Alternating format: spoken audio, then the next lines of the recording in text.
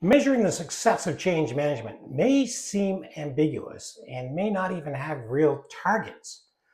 But my guest today, Kimberly Shaw, is an expert in change management, and we talk about the importance of actually having tangible metrics to measure the success of your change management strategy. We didn't script this. We didn't plan it. But No. I was really thinking about, I'm a continuous improvement kind of thinker and often do support organizations with the execution of specific projects to solve specific identified problems. And I train and coach people on how to do that. But it's usually metric based. Usually create a baseline and then we do what we do. And then we kind of reevaluate and say, hey, have we moved the needle on any of the things that you said you needed to move the needle on? In change management, it's a feeling thing. And so how do you identify like, hey, this is where we were and this is where we are. And boy, look at this, we've moved this far. This is great. So yes, we did not script this, but this is really exciting. So I really believe, again, back to change with teeth, having some rigor, and my roots are in Lean Six, actually, ironically. So maybe there's some heartfelt bias here as well. But feelings are valid first and foremost. So people can have opinions, thoughts, feelings about what's happening, what it means to them. That's part of digging in around the assessment.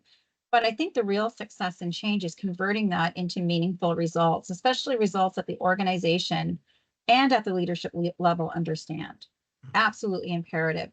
But it ties in beautifully with complementary practices in an organization, such as yours and what you're defining, to be able to convert and align with OKRs, KPIs, whatever those modes of measurement are, but also offer additional metrics that are change defined, if you will, that support and expand that view of what good looks like, right? Of what could be tracked and traced. So an example I'll give you, and it's a common measurement in change is training, right? Right. So we send out, and I'm going to be intentionally facetious in saying this, and we all do, it's important, but we usually deliver training. It's a deliverable. So how many people are trained? How many people signed up? What was their time to completion? But there is that layer, and a lot of us do extend into this area where we have necessary check-ins for performance.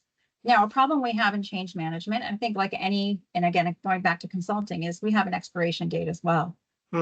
So a lot of time in the work that we do is spent around whether we're shepherding, stewarding, managing that or not, is building in the expectations around, given this alignment around what good looks like, that we're tied in either operationally to the functions that are responsible for those things so that they can keep that change metric in association alive, and or assign stewards, new shepherds, if you will, to those metrics that we've expanded on to be able to make sure that training is not only landed, but enabled, that we see a difference in how problems not only are solved, but identified to be solved, that we see a change in how people are able at the level of teams to collaborate, right? To create new ways of working, meeting, conversing, that we see evidence of feedback loops that are created, but also working.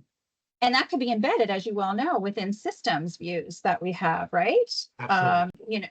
So there's so many associations that are available and rich to be able to link arms, if you will, with that. We don't have to be uber creative and make up anything. It really is about linking good practice into places, again, where it's meaningful, it's measurable, and the organization understands it. I'm really strong on tying training to HR. And I know HR often kind of own or training falls under the HR department, right?